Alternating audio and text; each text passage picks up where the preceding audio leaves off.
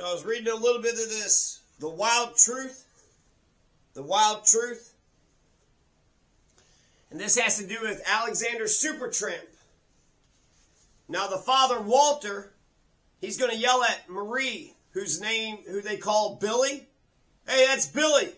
Why do you call her Billy? Because her name's Marie. So Walter, the father, is yelling at Marie, Billy, the mother.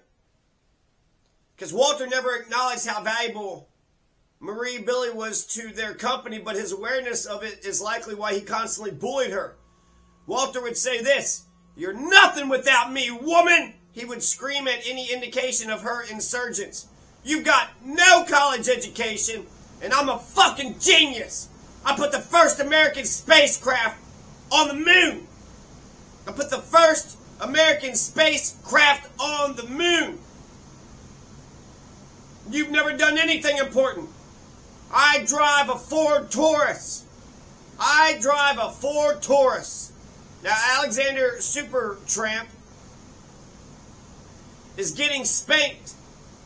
And it seems that Corrine is suggesting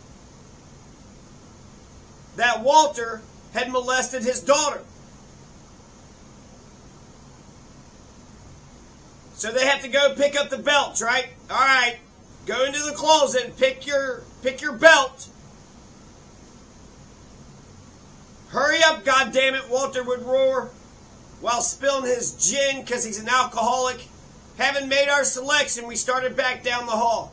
Me hyperventilating, Chris consoling, "Don't worry, it will be over soon." As we dragged our feet down the staircase, Dad seemed excited while he sat waiting on a dining room chair. He forced us down together, side by side across his lap, then yanked down our pants and underwear, slamming his palm against Chris's bare ass and running his fingers across mine. Yanking down their pants and underwear? You couldn't just spank through their pants? Slamming his palm against Chris's bare ass and running his fingers across mine? You don't see the sexual implications of that? Even if it's not overt, that's some Sigmund Freud fucking. The snap of the leather was sharp and quick between our wails. I will never forget craning my neck in search of leniency, only to see the look of sadistic pleasure that lit up my father's eyes in his terrifying smile. So Walden's like an addict in the climax of his high. And he's getting high on meth. He's getting high on that adrenaline. He's getting high on that sadism.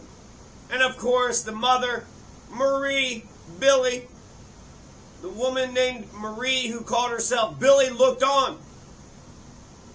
I imagine fearful to intervene, yet also with a certain satisfaction as if she were a victim observing a sentencing. We were getting what we deserved. We had ruined her life with the weight of our existence, trapping her in this hell. When Walt was done, the length of the punishment varied depending on his level of inebriation. We usually retreated to Alexander Supertramp's room and hid under his bunk beds because we were called to dinner. As we passed the flank steak and mashed potatoes, the discussion circled around everything except for the day's conflict. What we were learning in school, what big contracts they had recently acquired, how smart we were, how rich they were, the next renovation happening to the house, or the upcoming family vacation. The only acknowledgement of the events that just had occurred were veiled stories about how other children who overreacted and had talked about such things were separated from each other and thrown into foster homes. There's a movie called Into the Wild, and what Alexander Supertramp, just to give you a quick little background, he's grows up in his father and mother's house. He goes to Emory University, graduates, but he wants to do a trek across the country. He's feeling all this pressure. He's got this adventurous spirit. He wants to do something fun and adventurous. And he goes all over the place. He's on a combine. He's homeless in Mexico. And ultimately, he wants to do this great Alaskan adventure. So he goes up to Alaska with just a rifle, thinking that he's just going to walk in with his backpack and whatever goods and supplies he walks in with, and it's just man against nature, and he's going to survive. However, he dies after 90 days. 100 days. Like 3 months, 4 months. He starves to death. They say he ate some berries that caused his death. So some poison berries combined with the starvation. That happened in 1996, 1992. I want to say 1992. So it happened, 30 years ago. But this guy wrote an article, then he wrote a book, Into the Wild, and then they turned it into a movie, Into the Wild. And then after 20 years, because people were like, why would Alexander Supertramp do that to his poor parents? What an ungrateful, selfish, impertinent, impudent, what an overly rebellious child, what an overly rebellious son, what an ungrateful son. Comes from wealth, comes from money. He's doing well in Washington, D.C. His father is working for NASA. Helps him through Emory University. He's got $25,000. He donates it to charity. And then what little bit of cash he had in his wallet, he set on fire. He just circled a spot in the map of Alaska, the Yukon Territory. Just circled a spot and marched right into it. Hitchhiked into the Yukon Territory. So for Corrine, whenever she didn't tell the truth when this story first came out, and she felt really bad because Alexander Supertramp was her best friend. Alexander Supertramp is her best friend, and we wouldn't know about Chris or Corrine or any of the other people that he crossed if it wasn't for Alexander Supertramp. The 2 years of him just crisscrossing across America, his voyage into Alaska, him starving to death after 4 months, that was all Alexander Supertramp. And yeah, a person can have a thirst for adventure. And then his old friend Ron said that it's about shared experiences with relationships.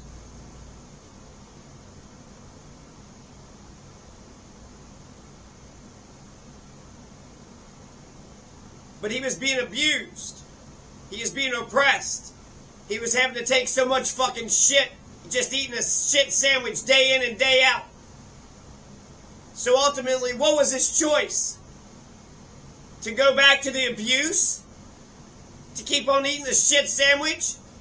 Or to live a life as a hobo and to try to make it as best as you can? Supertramp. Alexander, like Alexander the Great, Supertramp. Because he's not just a regular hobo, he's a hobo with soul and spirit who quotes Henry David Thoreau and Jack London. Here's another little scene on page 52 of The Wild Truth. So Walt is trying to tell Alexander Supertramp, okay, I'll let you drive across the country, but you give me an itemized schedule. Because he wants to micromanage Alexander Supertramp. And Supertramp says, I have no intention of laying out my entire summer on paper, making everything predictable and destroying my chance for adventure. If I made you that list, it would be a fake one just to appease you, and you wouldn't have known any better. But the moment I got into my car, I would just throw it out the minute that I drove away. It's impossible to deny Chris's logic. Alexander Supertramp, he waited patiently for a response. Walt just stared at him, lost for words. His eyes and his nostrils were flaring. How dare you backtalk me, boy? How dare you backtalk me? The red on his face spread until even his bald spot was completely flushed.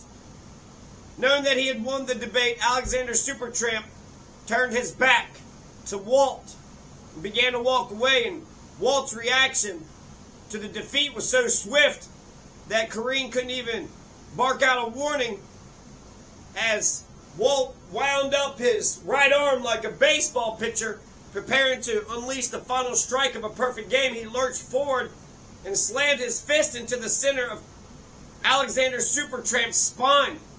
Hey, Alexander Supertramp, why don't you want to have your pants and your underwear pulled down and Walt smacking your ass? Hey, Alexander Supertramp, why don't you want Walt to punch you right in the back of the spine?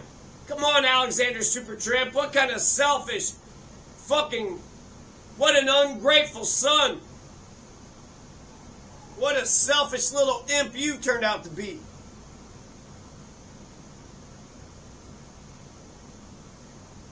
So it said that instead of feeding the beast of turmoil, Chris just separated himself from it. When you say the name of the dead to the earth, they're still alive. Alexander Supertramp, Alexander Supertramp, Alexander Supertramp. What was his options? What was the choice? There wasn't a choice. He had no choice. Be a hobo or be oppressed. Well, just like MLK says, you cannot oppress a people for long, because eventually the manifestation, eventually the yearning for freedom will manifest itself. You can't oppress a people for long. You can't oppress a person for long. Eventually they'll desire freedom. They'll want freedom. Freedom is universal. And Walt, of course, would look at Corinne and say, hey, you better not be bold like Alexander Supertramp. And Corinne didn't defend Chris. She said she guessed she didn't really feel like Alexander Supertramp needed her help, but Corinne needed his. So Alexander Supertramp would defend her, but she wouldn't defend Alexander Supertramp.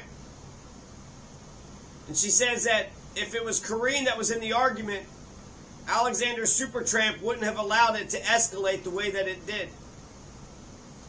So even though Corinne didn't stand up back in the 90s, after getting into her 40s, she says, ye shall know the truth, and the truth shall set ye free. And good on her for doing that. So R.I.P. Alexander Supertramp, R.I.P.